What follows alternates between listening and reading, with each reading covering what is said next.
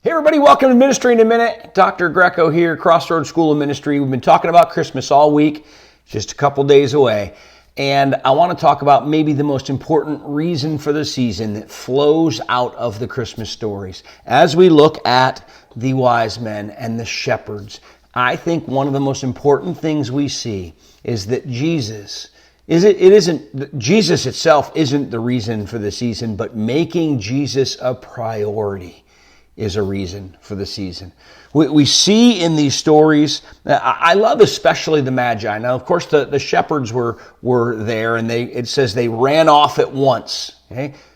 Doing what God says is a priority. But we see with these Magi that they travel a great distance, and these are people who come from a different culture. There's no record of them having any introduction to God. And what they do basically is, it says verse 10 of chapter 2 in Matthew, it says when they saw the star, they were overjoyed. And that word literally in Greek means so filled with joy they couldn't function. It was overflowing. They were filled with joy.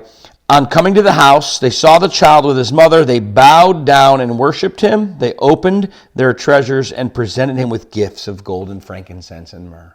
You see, the only thing that mattered once they found out who Jesus was doing what God said.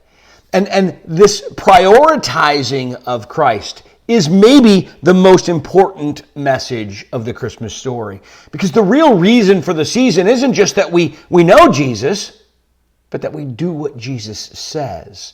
And so just saying, yay, Jesus, we have to prioritize him. We have to put him first.